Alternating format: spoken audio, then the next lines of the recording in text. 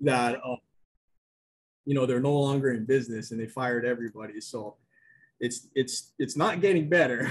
That's for sure. You never want to hear like institutions like that go down, because that does affect our space. That's we're a small fish when it comes to private lenders out in nationwide on the national scale. We're a small fish, but even us, like if we became insolvent, like a lot of people will be hurt by that. Not just our investors who invested with us, not just our clients who might get left at the table or might get stuck and lose money on their EMDs or something. Like imagine AlphaFlow is like maybe 10 to 15 times as big as we are. And so that's a lot of hurt right there just from one company, and that doesn't even include the companies that relied on AlphaFlow as their capital source. Now they're stuck. Now they got to go find new partners, so I would say just proceed with caution in this market. Even if you're flipping houses and you're getting in and out within a few months, like be conservative with your numbers. We're starting to see across the board, like defaults start to tick a little bit. Not as much as they imagined. So that tells me that, things are still moving, like investors are still playing, but the volume is down probably about 35%. So a lot of investors, I think, are sitting on the sidelines, or they can't afford right now to jump in. So if you can't afford or to play in this market, I would still say try to align yourself with the right partner and partner into deals, bring value, bring money, bring deals, and go in this together, because this is a market that these are market conditions that we haven't seen before, even the guys who've been through 2008 and all that. So some of the info that was shared from John Hornick is the CPI came in hotter than anticipated, and it caused a 1,400 point swing in the markets. I don't know if you guys saw the markets yesterday, but the Dow went down like 600 points and then closed like, I think 800 points higher or something like that. It was a 1,400 point swing on the Dow, which is like never happens. I think it was the biggest swing in history. Markets are not operating correctly. And that is a big kind of indication of what's going on here. It's very confusing, volatile. People are correcting and then overcorrecting. So the whole point of the call, which has been pretty doom and gloom, was there's no indication of stabilization in the markets anytime soon. And the reason is because, like how we were talking about last week with Kekoa, is that we kind of need bad news in order for inflation to start to go down, unfortunately. So unemployment going from 3.7 to 3.5 is actually not good for us, because they're not going to stop hiking rates until inflation is under control, which could take years. So, and the longer this draws out, the more insolvent these companies, the banks and some of these companies become. And if they go upside down, it's very important to be very in touch with your lenders, because if they go upside down while they have your note, they own your note, then depending on who's servicing and how the servicing works, like you might have a hard time getting draws, getting demand letters to pay back. When you're ready to sell and pay back the loan, you might not even be able to do that, because if the bank or the bank or whoever the note holder is no longer in business, then it's going to set you back a long time to get that asset. So just be careful, because not just because the market and values are going down and we're shifting in the market, but be careful with who you're playing with as well. Make sure your lenders are transparent with you. Even the LO's job is to sell, right? So you got to take their words with a grain of salt. And a lot of times the LOs don't even get this information. The information that I share with you guys that we get from the NPLA, that is only shared to like the owners and the CEOs of these large companies typically, or maybe their representatives. So even the LOs may not even know what's going on in their back office, so just be careful out there. But does anybody have any leads, needs, good deeds to share?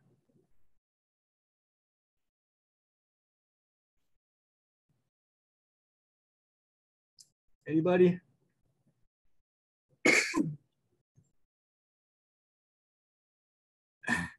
I see the chat. Atta girl, Zasha. That's awesome. So Ryan got you, was that like a gift or did you win an award? So I was his top affiliate, and then also I've been in the program since the beginning. So at the start there was only like 8 of us, and then now, I mean, it's huge. There's like thousands of people. So just like an appreciation thing, but I wasn't even expecting it. I was like, oh my God, I didn't even do my hair. I'm wearing like my gross pants. I don't know. I was not prepared. No. But yeah, I mean, I told him, he was like, why aren't you looking surprised? I was like, well, it's a watch. Like, I don't really wear jewelry. And so he was like, how much do you think it is? And I was like, I don't know, like a couple $100. I shop at Ross. So I see the ones over there. He's like $30,000. I was like, holy shit, why didn't you just give me the money? All on stage? Yeah. Well, yeah, they called me on stage and That's everything. Hilarious. That's such an investor comment too. Why don't you just give me the money?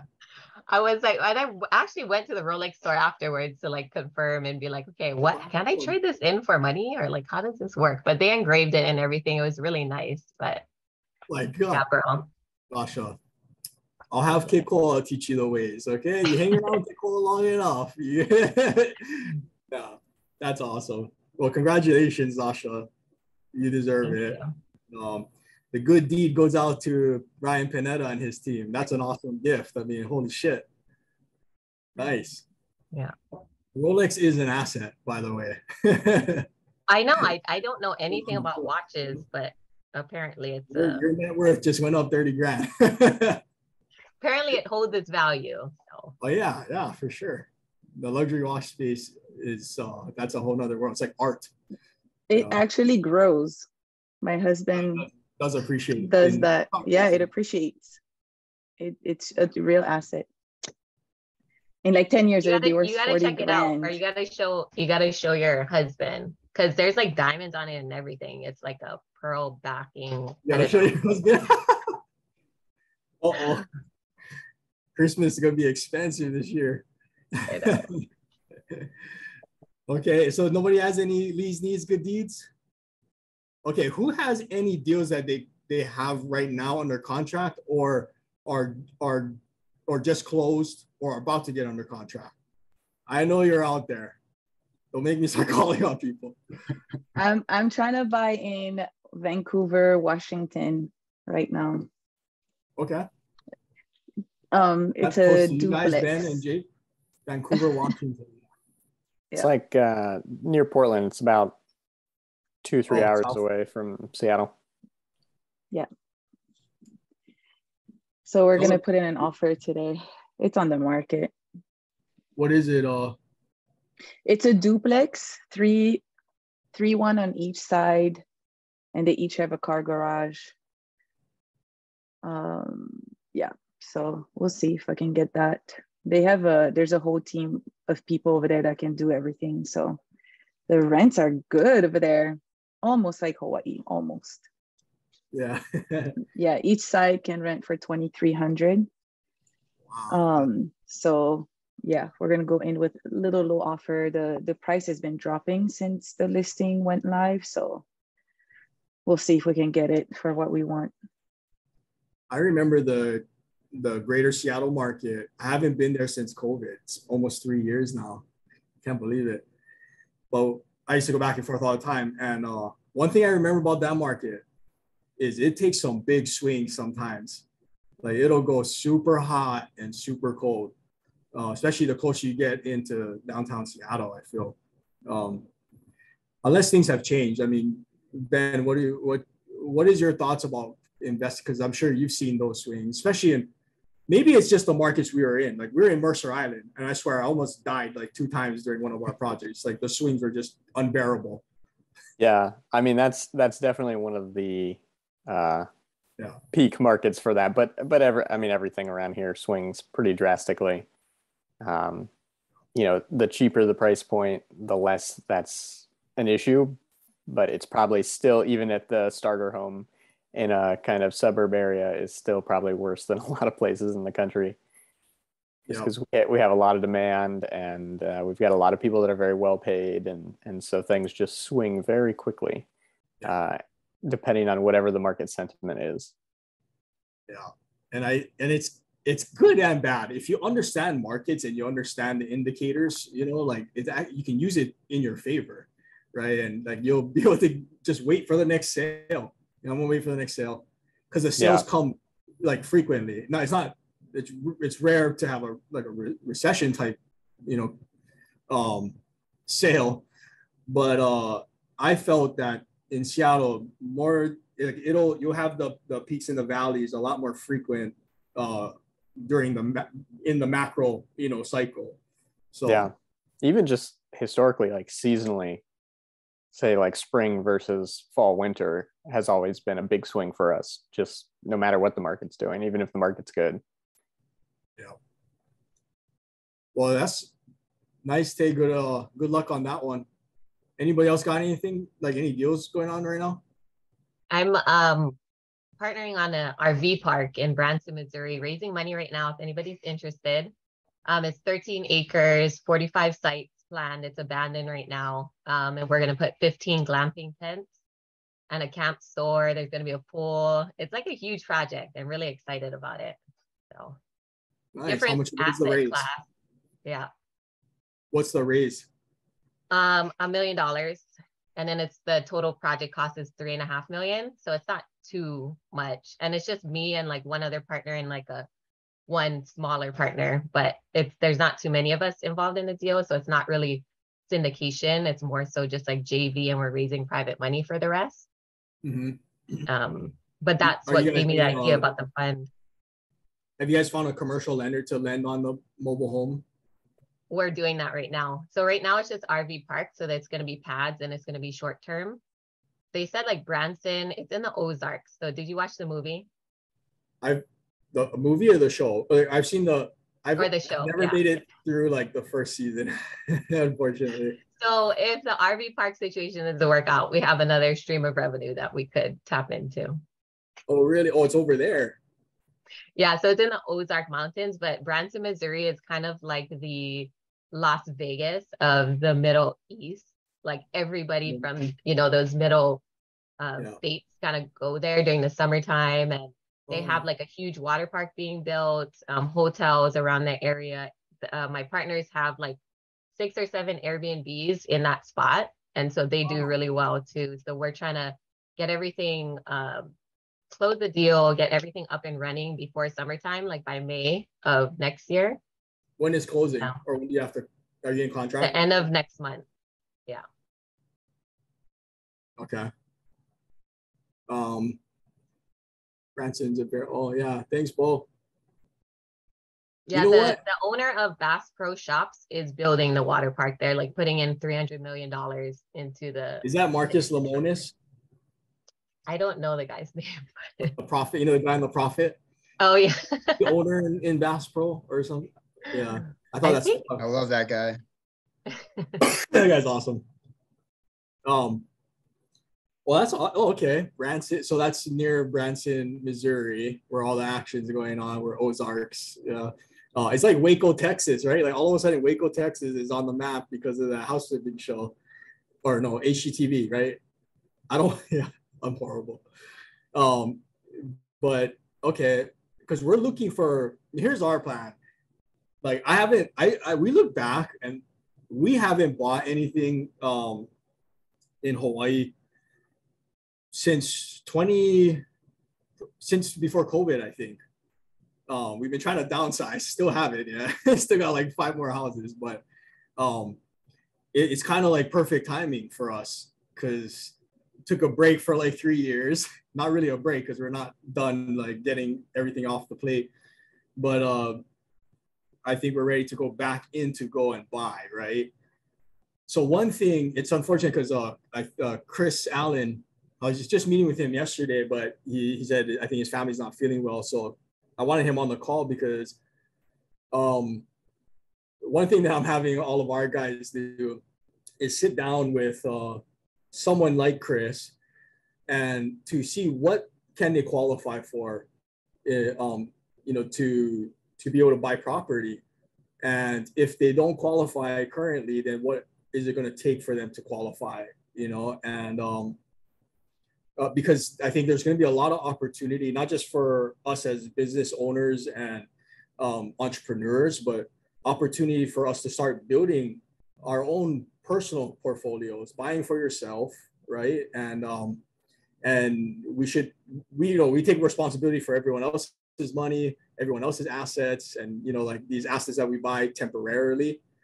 But I think we should all start aligning ourselves to be prepared to take advantage of opportunity that may arise for you personally too, right? So unfortunately Chris isn't on, but because there's so many different loan programs now that even for entrepreneurs like ourselves, we have bank statement loans that people can qualify for. You probably think you might not be able to qualify because DTI and this and that, but there's different programs. Now it's going to be more expensive probably, right? But like if you want to start building, like now is the time. Everything's going to be on sale. So if everything is on sale, then is it really expensive? It's just a trade. You're just shifting, the cost for that asset. So I think now we're preparing ourselves. We're raising capital. We're aligning ourselves with the right partners. We're learning. We're trying to learn fast, and we're also taking advantage of opportunities that we may have in different companies, right? And the message to our team was like in jiu-jitsu, I know some people here are practice jiu-jitsu, and if you can get really into jiu-jitsu, where it becomes like addicting. And in jiu-jitsu they say like sometimes you're the hammer and sometimes you're the nail, so because if you practice long enough, you're gonna get choked out. You're gonna, there's always somebody that's gonna be better than you and humble you, right? So, but when you're the hammer, you strike hard, because you never know. One day you might be the hammer forever, right? And I think now is the time we strike hard, because there's going to be a lot of distress, and a lot of times we are the only solution to some of these people who are in distress. The only one. No banks are going to touch those assets or those people because they're, they don't want to refinance them. Their credit's horrible. There's no option but for us, people like us, to come in and take the risk. But that's also a huge opportunity for ourselves too, right? So we're aligning ourselves. Is anybody else getting into a deal right now, or maybe preparing for other opportunities that they may see arising? We just closed on a house here on Maui. Getting a little more and more nervous about it every day. What is it? Fix and flip or buy, fix, sell? Yeah. Yeah, it's a fix. It's a flip. And I mean, the good thing is at least we can hold it if we have to. So, but it's what's it called? Entry level, starter home. Yep. So $1 million, yeah, because that's a starter home on Maui. No, it's I think like our target ARV is around like 950. So what percent of the ARV did you buy? 625. So let's say 625 plus 100. So 70, around 70%. 70. And with rehab, yeah. All about 60% okay. Without rehab. Okay, yeah. Well, I think you mentioned a key thing, which is like you have a secondary exit strategy, right? Like I think now more than ever we need multiple exit strategies. Yeah, I mean, I kind of like I had a buyer. I didn't like market it as a wholesale, but just one of my friends was like willing to give me a $50,000 fee to take it, assign it.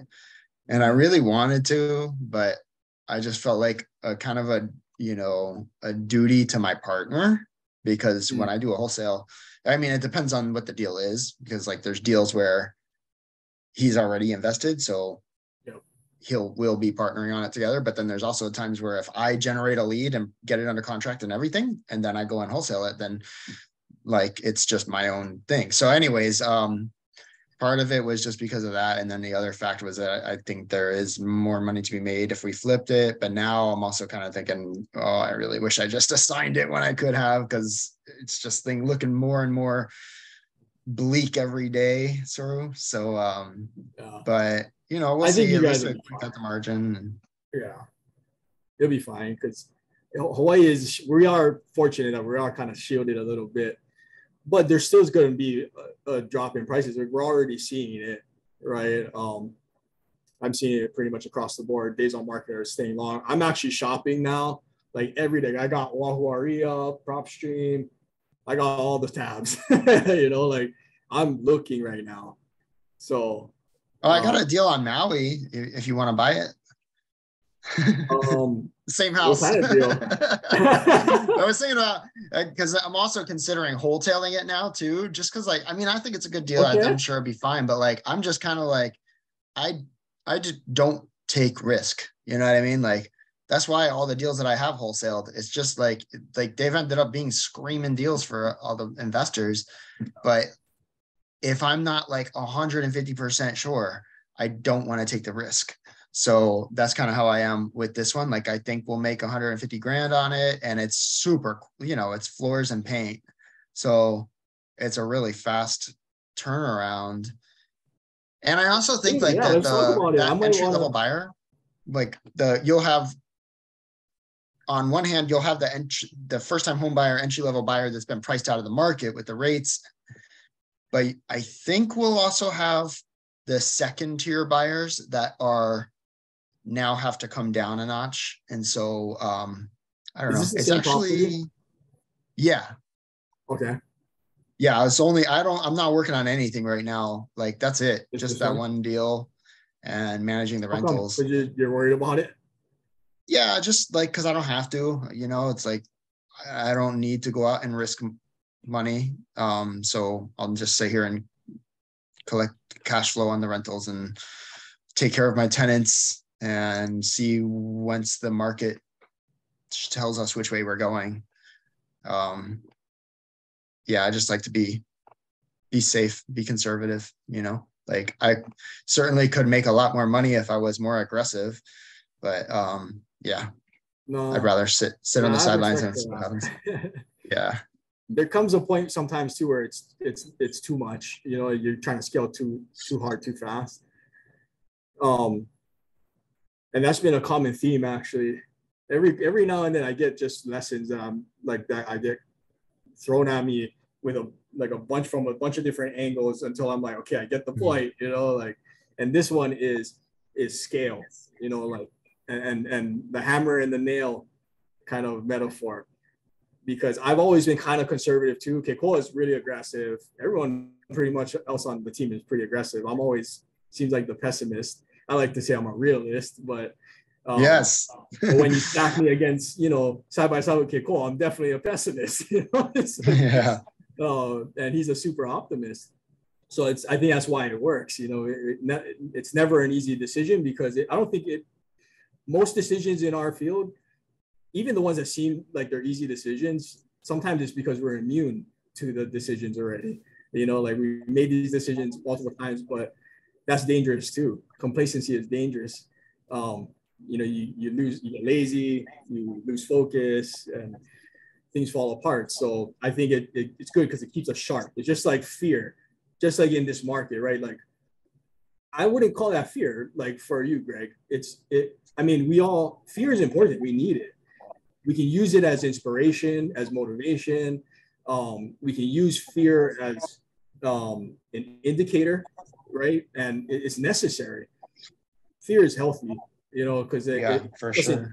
Before, so we don't make big mistakes, catastrophic mistakes. So, but fear is an interesting thing because you can't let it consume you. You can't let it like paralyze you. And because it's like you know, I personally, and I'm sure like a lot of other people out there, well, we all hear all the time, like, oh, we're gonna wait for the prices to drop to start investing or whatever, you know. It's like, well, I was saying that in 2013. So right.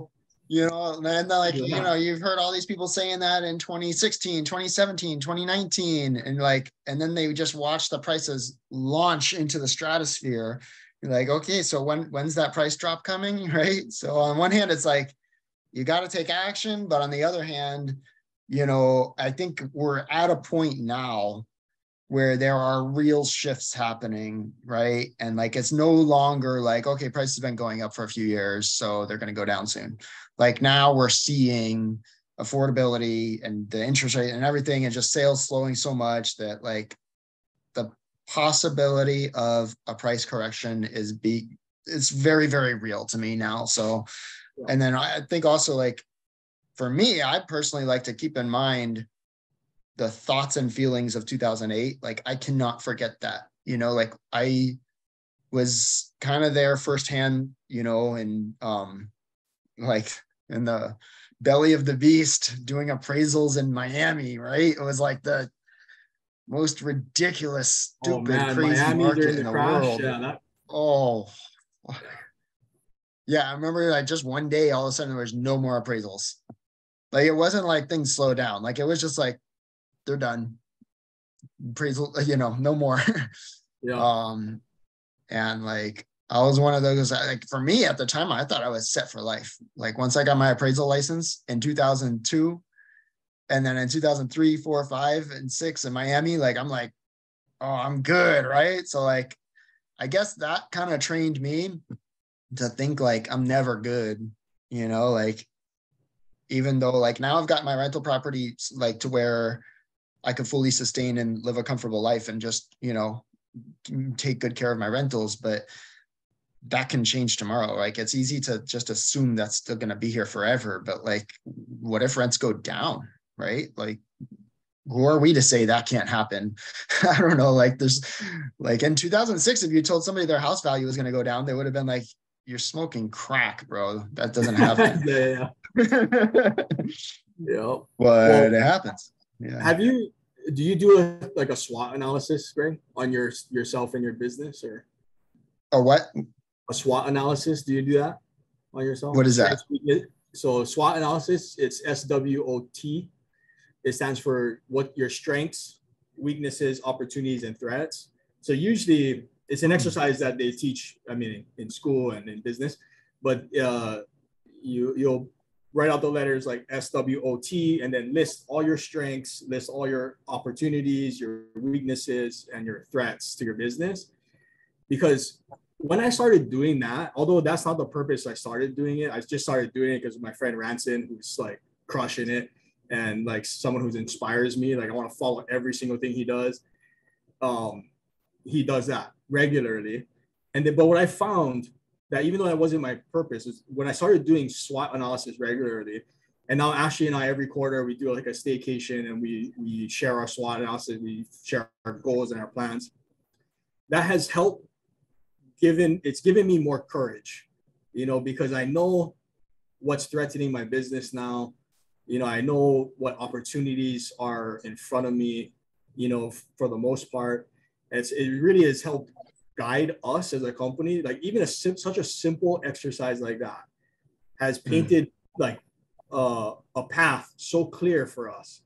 And I want to share with you guys, maybe I'll share one.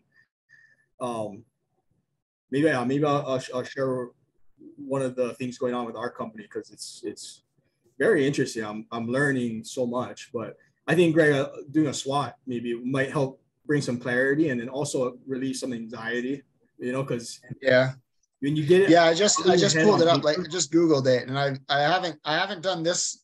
I've done something kind of similar to this. I've never heard the name SWAT though, but I like this. I'm gonna look into it more. And yeah, thanks for bringing that up. No, yeah, it's really helped. It's really changed our business, and it's really from those little retreats that we do. It's clearly painted like the path that we need to take. So, for example, and for our company, for Keiko Capital especially, like that, it's a bootstrap startup. You know, we didn't start bootstrap, meaning like we funded it ourselves, which really was only, I mean, not only, it was $50,000 to just for the paperwork, you know, and so, but we didn't take in any seed capital or seed funding, right? We bootstrap. It's a bootstrap startup. It's hardcore entrepreneurship. Fortunately, you know, like myself and Kekoa, like we were a little seasoned as entrepreneurs by the time we started the company, but it was still a startup company. And most startup companies are like very fragile, you know, especially within the first 5 years. And we're going into now our 4th year, but this year is our 3rd year. And learned so much, right? And after doing the SWOT analysis, in these times, we realized that where our opportunity is. So right now, for some reason, and I still haven't pinpointed why, but while the rest of the private lending industry is going down and they're slashing their leverages, and they're increasing their rates, you know, we're going the other way. Like we're going back to 90. We're increasing our leverages and we're lowering our rates. Okay, and so we now, when it comes to national hard money lenders, we have, as small of a company as we are out of Honolulu, you know, like we have the best hard money product out there right now for fix and flip and ground up construction. Because some lenders, like I think Kiabi is going back up to 90 now, but they don't wrap interest payments and they don't pay in advance, right? So now the problem is that we have this once in a lifetime opportunity, which I don't think we'll ever have again in this space, where the big dogs are, you know, going down and we're going the other way, right? For once we have the competitive advantage in a space that we're not supposed to have a competitive advantage, a small company like ours, right? That doesn't have the resources and network like some of these other companies have, but we've been given this opportunity. I don't know how long it's going to last for, but we've been given this opportunity right when we're changing seats. You know, of course it comes when we're not ready, right? But if you, as a seasoned entrepreneur, I know that that's the only time when opportunities come is when you're not ready, because then you're going to find out, you know, if you actually deserve that opportunity, right? It's a test. The game is fair. It's very fair.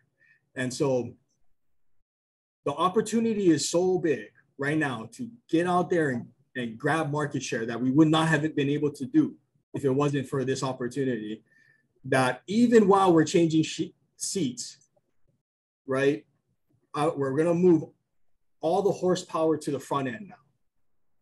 And we're going to outsource and help with the process on the back end. So while we're doing that, it's going to be super fragile. But doing the SWOT analysis, I realized that this opportunity is so big that we have to risk. We have to go for the risk. You know, we have to go all in. And so far, it's been working even better than when we had people in the other seats. We found that they're in the wrong seats. One, they weren't fulfilled, right? And two, it was inefficient.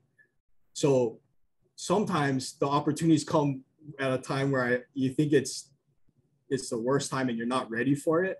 But sometimes you have to identify, if the opportunity is worth it, then you got to throw everything at it and just, you know, pray for the best, you know, because that's where the big shift happens. And at the heart of it, we're all entrepreneurs. We're entrepreneurs that do real estate. That's how I feel. And any true entrepreneur can identify risk and return. Any true investor can identify risk and return. And now more than ever, we got to find out where your risk, where you are on the risk spectrum. Like, so Greg, I feel that actually you are, what I hear is a savvy, professionally trained and disciplined investor, because you know where you live on the spectrum. You know what I mean? So I actually respect that a lot, because some people, they don't even take the time to see where do I draw the line? You know, where does it get too crazy that I'm risking everything? You know, we got to stop, to now more than ever be able to question ourselves. So maybe SWOT analysis at least once a quarter, you know, see if things have changed, right? Because it's definitely changed for us. The opportunities have definitely shifted, and now it's changing everything. It's changing our process, and we're finding it's becoming more efficient actually, and people are more fulfilled. So sometimes, like, the little shakeups, it's hard to see the lesson through the weeds. But once the weeds are clear, it's like you got an open field to play in, you know? So don't be blinded by the negativity, you know, and don't be blinded. Like, there's opportunity out there, huge opportunity, and it's only going to go to the ones who understand where they fall on their risk return spectrum. And then those who have positioned themselves correctly. So raising capital, trying to stay cash heavy, aligning yourselves with partners who you know will be playing in whatever market we're in, you know, because those are the guys that win big. They know where they stand on the spectrum, you know, and you want to play with those guys, you know, as long as you're, you know, you're morally aligned, because that's going to be an important factor going into this market that we're coming into. There's going to be a lot of predators out there. There already are, you know, so they have morally aligned and also like on the risk return spectrum, you know. So does anybody else have any other deals that they're going into at all? Who's playing? Hey, Corey. Oh, hey guys, Jake, go first. What's up, Corey? Okay, up, I closed on, I partnered on one on Wednesday in Las Vegas. It was a condo with my friend Kaimana that lives in Vegas. Yep. Our plan was to wholesale it first and split the profits 50-50. And if we can't wholesale it after the light remodel is done within 2 weeks, then we'll probably create an LLC together and keep it as a rental and split the rental income. Yep. Yeah. And then I did one more today. I funded a full one today for the whole purchase price in Wisconsin, but that one is just a 2-week loan. The hard money lender was running a little bit behind. I spoke with the hard money lender that's going to refinance the borrower in 2 weeks. So that one, the purchase price was $55,000, and he'll give me a return of $5,000 in 2 weeks. And I put some heavy penalties in there to ensure him that he'll repay me in 2 weeks, because I told him how important it is that I was trying to keep that capital liquid for myself. But if it's just for a 2-week time period, I don't mind lending it out for that good return. So I made some hefty penalty fees for a day late to 30 days late, and then it decreased, it doubles after 30 days late. And he agreed to it. He's like, yeah, that's fair. That sounds good. I'll get it done. He sounds like he has a big portfolio, and then he even gave me his contact for his lender. He's currently refinancing 17 rentals.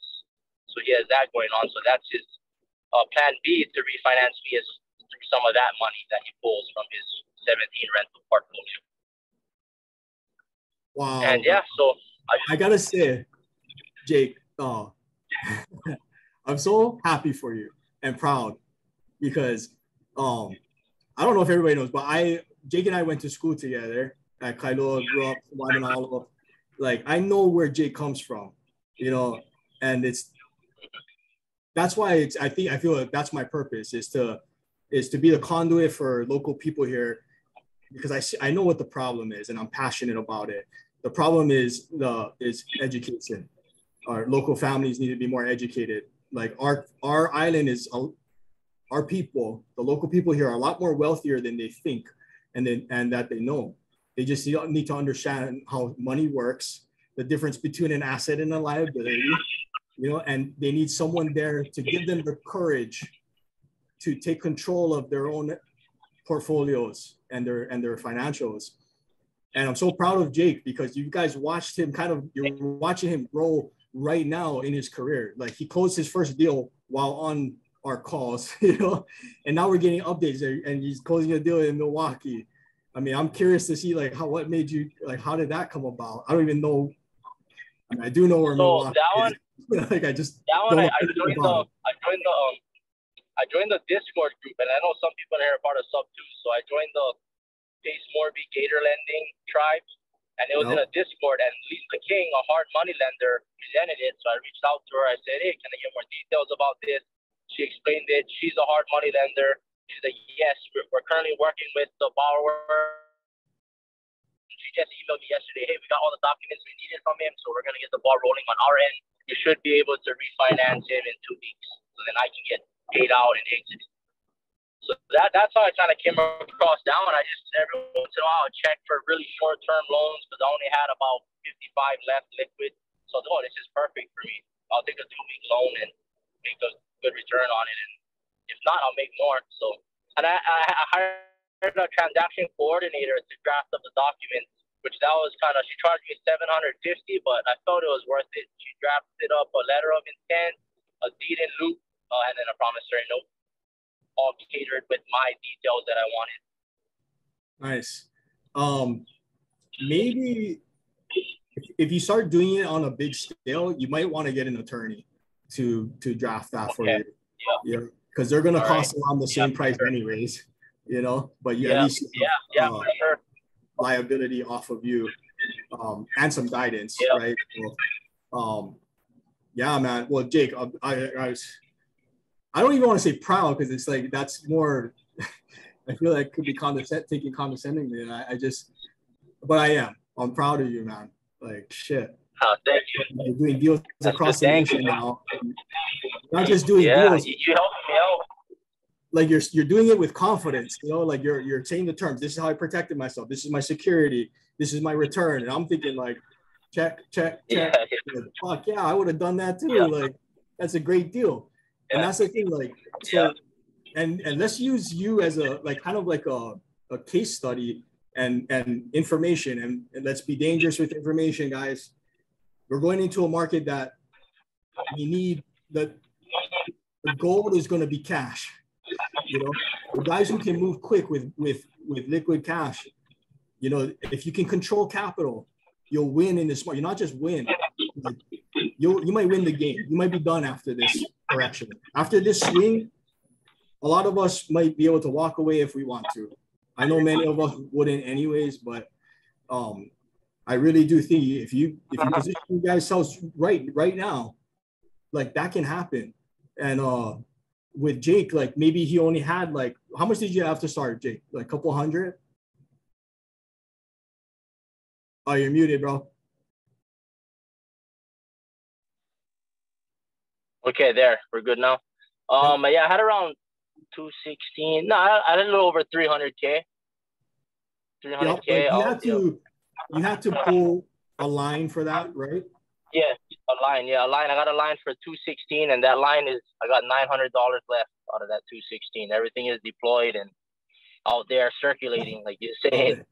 Yeah. So hopefully, a big chunk is to deal with Keikoa up here. Yeah. So I'm excited to learn from that one too, and hopefully be a project manager on that too. He said he's going to implement me in that, and I said, yeah, I'm all for it.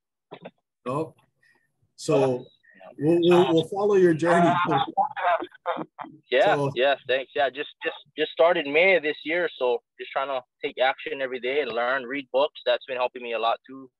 Like I said, that notebook, the Lend to Live, helped me learn a lot about private money lending.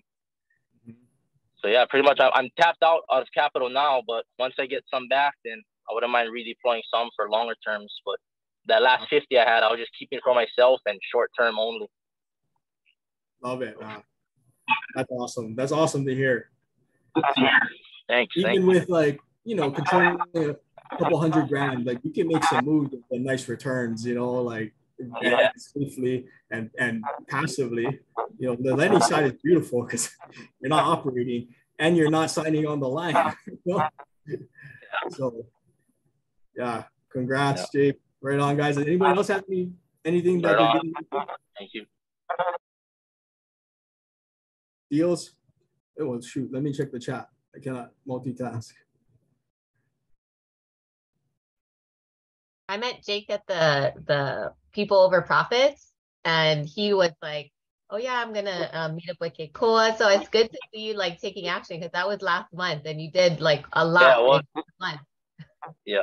And then I asked you, that property that I closed in Vegas was about that burr I was telling you, if you could refinance it in an LLC. So that'll be our second exit strategy on that one. If we can't wholesale it within like 2 weeks, 2 to 3 weeks, try to sell it to another investor. If we can't get it done, then we'll keep it as a rental. Awesome. But yeah, thanks for your advice, Joshua. That's so awesome. Right on, guys. Well, sorry, Sue, I was gonna mess. I can't multitask, so I'll just answer your question. Yes, I would love to do that.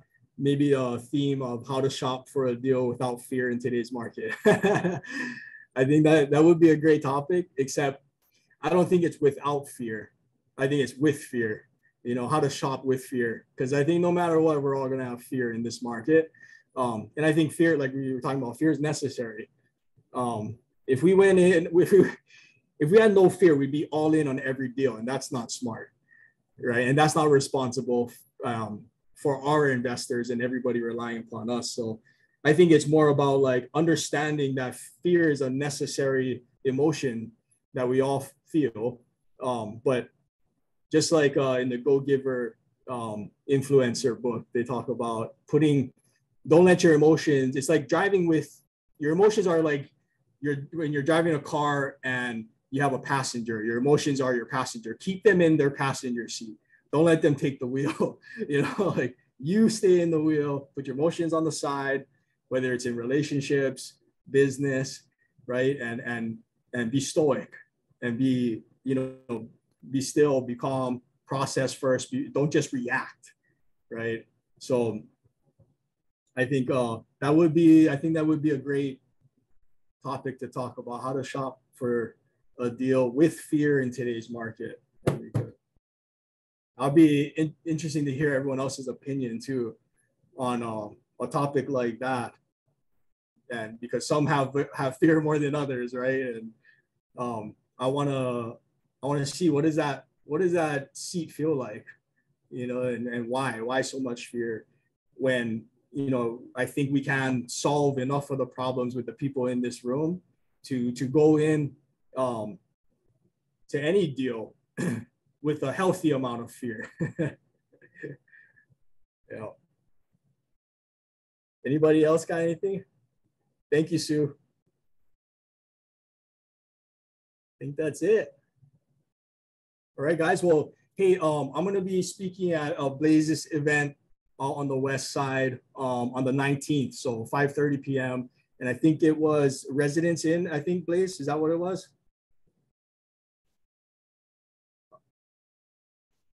Yeah, Residence Inn in Kapolei. Perfect. Yep. So me and a bunch of other investors who will be there speaking. It's going to be kind of more open mic. I think I'll talk about raising capital there, strategies I use, and just briefly talk about that. And then mainly it's for networking. Yeah, Blaze. So we'll get to network. Hopefully we'll do some deals too. I'm getting itchy again. Like it has been 3 years. When I realized, like, when was the last one I've actually bought kind of for us, you know, like in a way, it's been a while. I've partnered in deals and stuff, but it's been a while. So I think I'm gonna be getting ready to go shopping, guys. Who's coming? I want the Imperial Plaza penthouse. If anybody can figure out how I can get this property, either a lower price or terms, like I want them bad. Other than that, have a great week, everybody. Happy Aloha Friday. Have a great weekend, and we'll see you guys next week. I was going to share you guys my my Imperial Plaza penthouse. I was showing them earlier. I want this one, guys. I need terms or price. I think this is the penthouse.